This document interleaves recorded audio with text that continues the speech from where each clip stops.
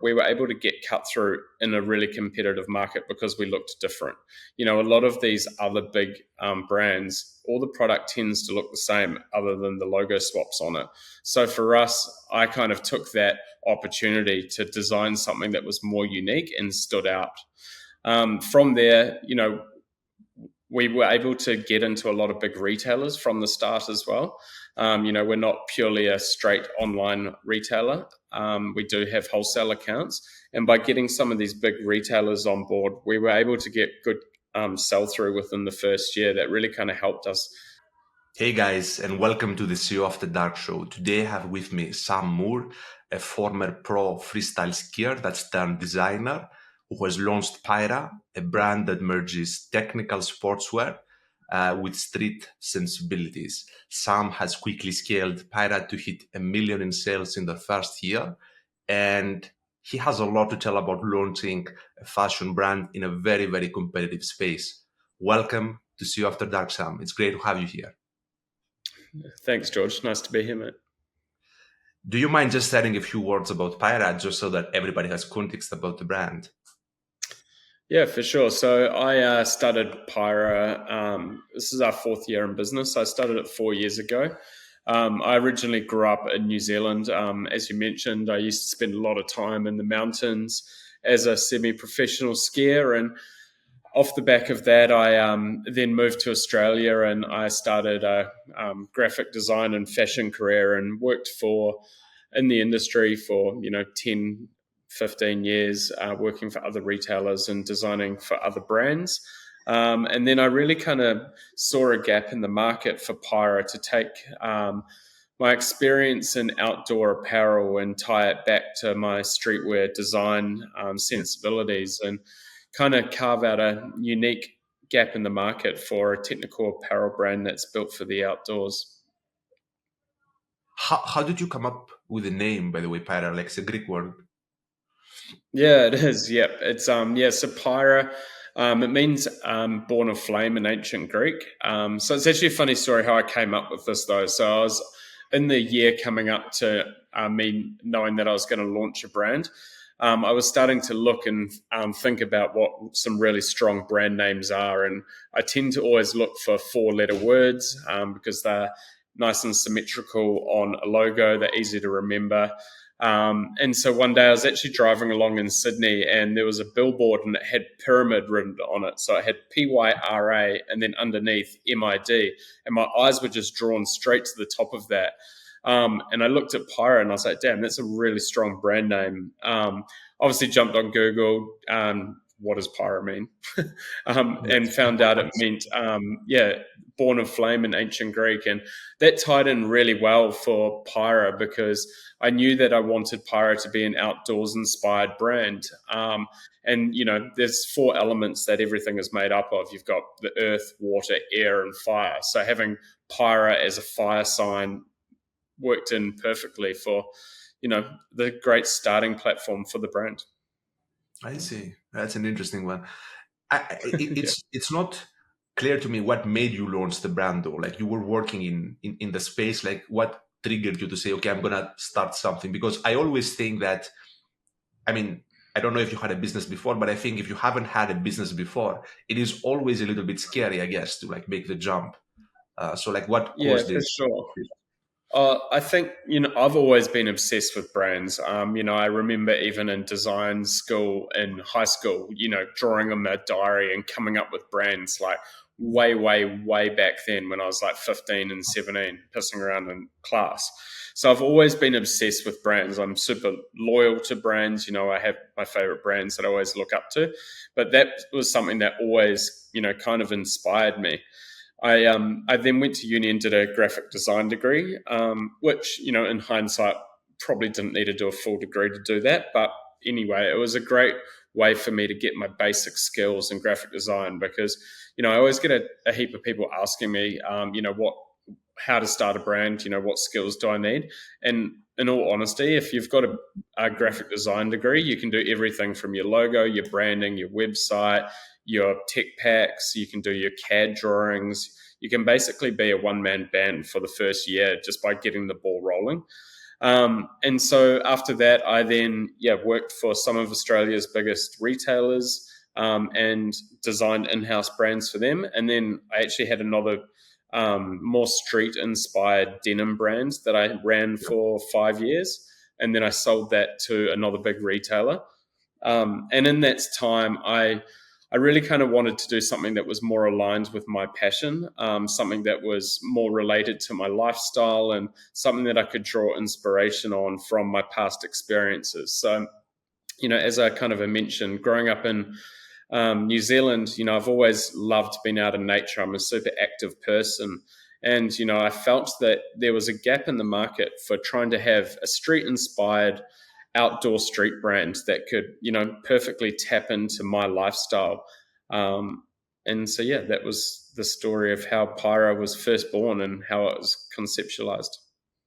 Is there no competition? Like, because I know there's like Patagonia, for example. Would that not be a competitor of yours? Like big companies like that?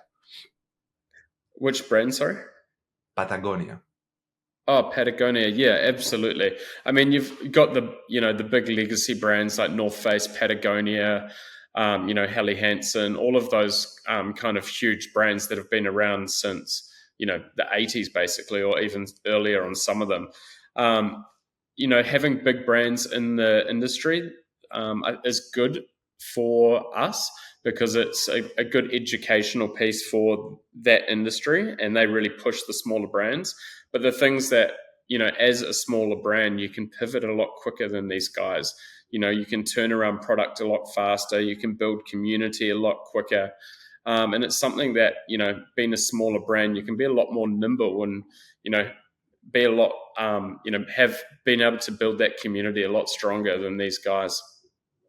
How do you build the community? I think you are like utilizing yourself a lot, right? Like you're getting on video a lot. Can you speak to that a little bit?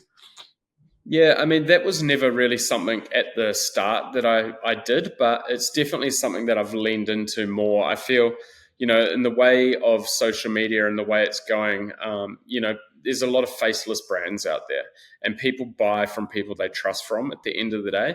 And that's, one advantage that these us smaller brands, have against the huge, big, legacy brands like Patagonia and North Face. They're not so much founder led anymore. And so, yes, that has been definitely something that I've leaned into.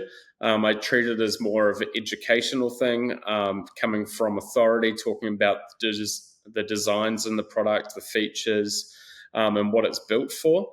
But then also kind of putting the face to the brand as well is important to me. And it's not something that, we do always, all of our campaigns. We still want the brand to be aspirational, and, we obviously want to inspire our community to get back outdoors into the elements. So, we are shooting at beautiful locations all the time, and, are using models, etc. as well.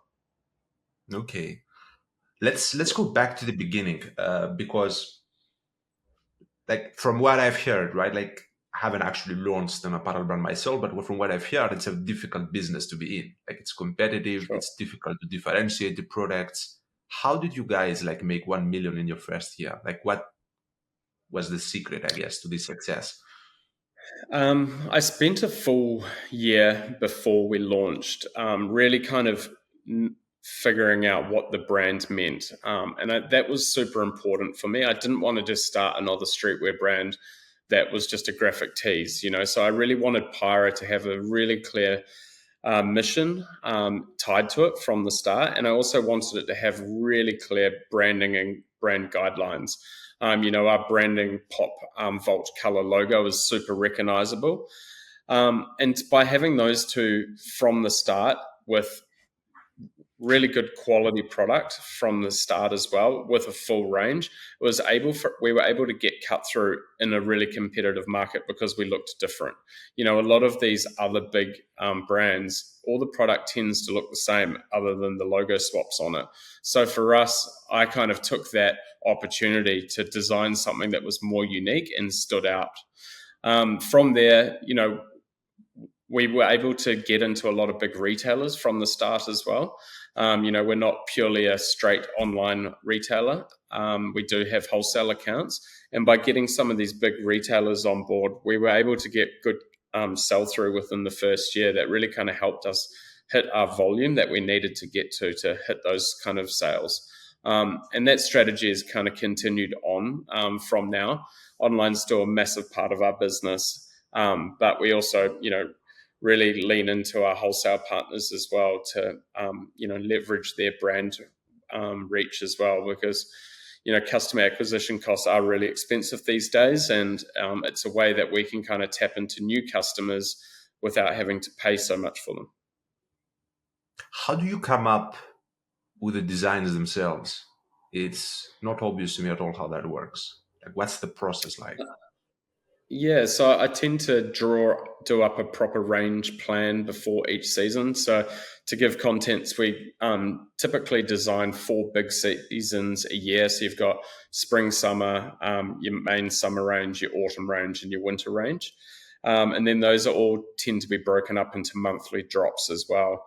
In terms of the inspiration as well, I do spend a lot of time in Japan over there. And looking at their technical fabrics and their silhouettes and styles. And then also working with our fabric partners as well, working with people like Kudra or Polartec or any of these really technical fabric suppliers and trying to fit those into some existing silhouettes that we've developed as well. Okay. If you look back on those 4 years that you've been working on this business specifically, what was biggest challenge that you've had so far? Look, I think growing an apparel brand and being a creative, you have to really learn to know your numbers side of the business. And growing a business quickly as well means that there's a lot of pressure on cash flow and forecasting and budgeting the whole time. So it's really key to surround yourself with people that are really good at that, and making sure that you have the capital available for growth as well, because apparel brands are super hungry with capital. They take up a lot of funds because of the cash flow cycles with having to design so far in advance. So I'd say that would probably be one of the bigger challenges is keeping up with the funding to keep fueling our growth. Did you have any particular issue in regards to that, like almost like run out of cash, or like what happened there? Yeah, exactly. Yeah, so we've gone through a few phases of the business where I started it with another guy who owned a big retail over here in Australia. They then got bought out by another company in the US, and then they went public. And then I got an opportunity to buy the brand back in the last year, so we weren't public anymore, which has been a massive learning curve as well. But it was a great opportunity for me to take more ownership in the brand and to be able to drive it forward. But with that as well, is being able to find new partners to come on board as funding partners has also been a challenge at the same time. But I'm grateful that we've been able to find the right partners now. Yeah.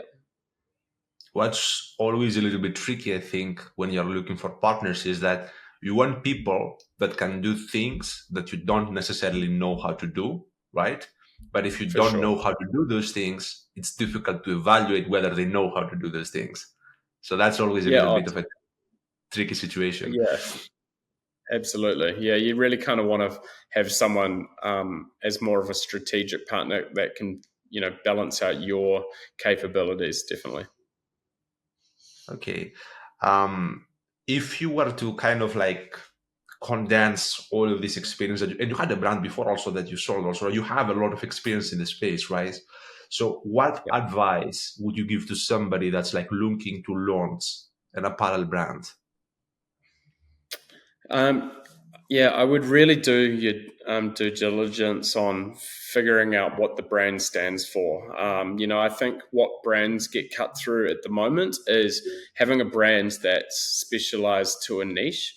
Whether it is a running brand, like, all these ones that have popped up like Satisfy Running or District Vision, or if you could be more of an active brand.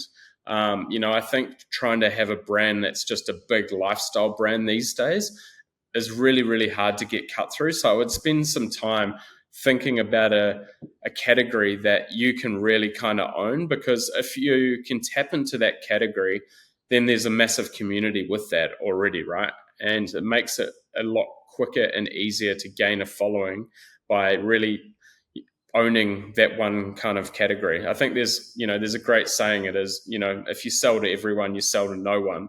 Yeah. And by doing that, it means that, you can really double down on, who that key customer is. I would also spend the time kind of thinking about, really articulating who that customer is. What's his name or her name? How much does she earn? Where does she shop? What are her other favorite brands? Really go deep into the demographic of who that customer profile is, because if you can do that, then you've got a really clear picture from the start. The second thing is, have a really strong brand rollout strategy. Think of scarcity as your best friend early on. You do want to sell products out, so it does create that hype cycle. That's super key. And then I'd also become an expert at Facebook ads. I think that is a kind of a big unlock for any young founder. It has got a hell of a lot easier these days with Advantage Plus or how the algorithm is working these days. But you really need to be able to have a clear focus of how to market your brand from the start. I wouldn't put my trust in a full agency straight from the start, because there's a lot of people out there that'll happily take big retainer from you, and it's fine to do that later on, but you at least need to have clarity of what all those key metrics and numbers mean. I want to go back to this first step that you mentioned, which is like to define the brand, define the customer, etc. Is this more like an introspective process, or do you talk to people? Like how does that work? Like how do you actually clarify who the customer is and what the brand stands for? Yeah, I think it's more of an internal process before. I mean, that's how I did it. I kind of identified who my target market was at the start, because that I could have said, I'm going to target a 50-year-old guy who's earning 150K. This is what he looks like. This is his favorite brand. And my brand would have looked completely different. However, I targeted a guy in his mid-20s, what brands he was associated with. And it really kind of helps with your marketing as well. Like for us, with our community hike clubs, getting people involved there, the way we communicate with our tone of voice to our customers, that's super key to have a clear kind of guidelines from the start. And it just kind of helps the brand get momentum early. Most people tend to do it based on who they are themselves anyway. So, Yeah. Designing for themselves is kind of makes it a bit clearer. I mean, I think a big reason why this worked is also because you have had been in the space for a long time, right? So you would kind of have a sense of who the customers are, in a sense. If someone was starting today, maybe they would not necessarily know or have the context that you had, and they would kind of need to like actually ask people or like try to For sure. mingle with them, if you will, just to see like what they actually like, what they do not like, and so on. Yeah, definitely. And when you're talking about the brand rollout strategy, like what does that mean? Like how do you roll out the brand? So, rolling out a brand, the first thing you'd start would be trying to build a community from the get-go, whether it's on TikTok or Instagram or whatever. You might want to partner with someone who's already got a following. That can be a fairly good hack as long as you both aligned. Because at the end of the day, it's about getting as many eyes on the brand as possible for as cheap as possible, basically. Yeah. So when I first built Pyra, I had about 6 months where I just built content out for Pyra before we even released a product, really kind of setting the tone of what the brand is, posting outdoors kind of graphics and photos, putting kind of key messaging overlaid in graphics. So it was kind of felt cool. And then we were able to create some hype around the drop before anyone even knew what the brand looked like. And then from there on, I think, if you're going to push into retailers as well, you kind of want to have lookbooks and an online, a catalog ordering process kind of dialed in. You're typically showing them 6 months in advance as well. So, for us, we had to design 2 seasons before we'd even released a product into the market. So you're kind of shooting blind, quite frankly, because you don't know what's actually going to be your best sellers, but you still kind of have to keep the ball moving forward before you've even sold a product. How does that space work with the retailers? Like, do you need to provide some evidence of sales, or like, how does, I assume they're not just taking anybody, right? Yeah, absolutely. I mean, typically the big guys will want to see the brand in the market first. They want to, make sure that the brand's going to sell. I was lucky enough that I did a really good brand pitch to them of exactly, who we were, what we were going to do, and I had the mock-ups of what the product was. This was super key because I think, as I said at the start, I try to hit a category and flip it on its head by having, more street inspired outdoors products in a market where, the outdoors category was starting to boom during the start of COVID. So by having a new Australian owned brand that still had that street influence but was technical, they kind of hit the nail on the spot for a few of these retailers, and they backed us straight from the start. You mentioned that the outdoors category was booming in COVID. I would imagine that people were like locked inside, so probably it wouldn't be booming so much. Like, how did that work? I think it was more just, in Australia, you could still go outside. In the Gold Coast where we were, you could still go hiking or whatever.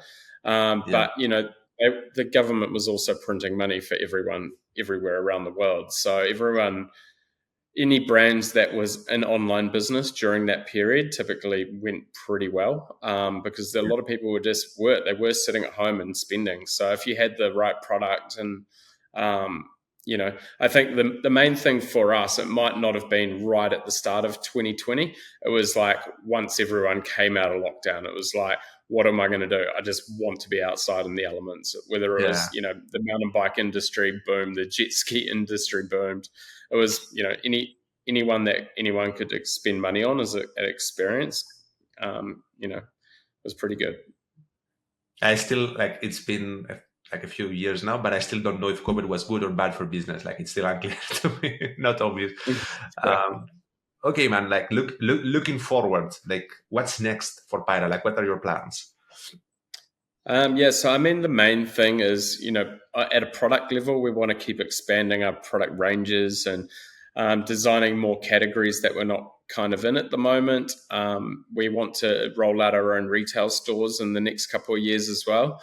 We're kind of looking for one at the moment based around the Gold Coast area. For us, because we are a majority online brand, it's super important for us to have a base and a place for our community to come touch and feel the brand and really kind of experience Pyra as a whole, where we can really tell a story. We've done a couple of successful pop-ups in the last year, so we kind of want to keep building on that. And then international expansion as well, tapping into the US market and we're already sending, I think it's about 15% of our sales over there. So really kind of building that audience over there as well. And just doubling down on what we're already doing. We're kind of always focusing on being 1% better than we have been, yesterday, and continually innovating, producing better content, better product, and, better customer service for our community. You know what's interesting to me? Like, based on our conversation, I'm realizing that a huge part of why a brand like this is successful is the creative vision behind it, right? And I'm Sure. thinking that naturally, when the brand grows, there will be more people involved in the creative process. Mm. How do you ensure that the vision remains the same, right? Like, because if there's a lot of other people involved and you are no longer as involved in it yourself, they may have like different ideas or like want to take things in a different, like, how do you ensure that it is cohesive over time? Yeah, I think you just have to do, that's kind of the job of a founder. And, as a CEO, has been a visionary, and taking people along the journey and believing in your vision for the brand. So, we do spend a lot of time on our onboarding process of making sure that, you know, new employees, totally understand every part of the business, Yeah. where we want to go, who we are, what we stand for, what our mission is, and get them on board the bus to, come along for the journey. But in terms of a branding and product kind of thing, because we've got such a clear product strategy, I work super close. I'd still do a lot of the design myself. So, with that sort of stuff, it's kind of easy for me to kind of keep the brand aligned to where I want it to go at this stage. But, in terms of the graphic elements, I think as long as you have, a pretty clear graphic kind of playbook that younger graphic designers or whoever you're employing can reference, then there's always going to be a clear template for it to keep evolving. But you also have to lean into your your staff as well, and trust them with the process. You want the brand to keep evolving based on what they're adding value to the business as well. I guess that's what I'm reacting to, like this situation where you have this very clearly defined template, if you will, but still you Mm. have a consumer that's changing and evolving, and like thus the brand also needs to evolve and change. And like, how do you kind of ensure that it evolves while still within the template without deviating from what the brand stands for? It's pretty challenging, I guess. And Yeah, I I mean, we part of speak. the answer is probably get the right stuff, Yeah, yeah, probably. totally. I mean, because we are still a small business, we openly talk about things all the time, and have debates about product if it's right for the brand, whether it's a collab, whether it's partnering with another company, whether So all these conversations, they're not just things that I'm doing behind closed doors. We're having open communications with all the team, and making the right call together, because at the end of the day, it's not just my business. I want to take everyone along the board for the journey as well. I see. Okay, one tip to entrepreneurs that might be listening, not for starting a brand, but like any tip that you think is kind of like worthwhile. And Just believe in yourself and keep going. I think that's the hardest thing. Sometimes getting breakthrough is only the 1% effort away, and you might end up quitting just before you get that cut through. So I think that's the challenging thing, is having a really good mindset, and doing your goals, and doing work on yourself is a big thing. Spend the time, whether that is doing meditation, or you're reading, and read those business books and educate yourself. I think, like, you never stop learning. That's the one thing that I drill into myself is, you never get to the end of the road and you're like, oh, well, I've learned all I'm going to learn today. yeah, So yeah, that would be it. that's a good one. That's a good one. I should do the meditation on myself, actually. Okay, for people that are listening and want to like explore Pyra a little bit more, what's the best way to go about finding the products, finding you, maybe like the content that you have? Like, where are you guys basically? Yeah, sure. So our website's just pyraelements.com. So Pyra.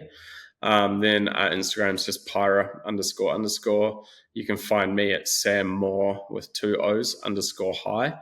And then, yeah, we're on TikTok as well at Pyra __. Awesome.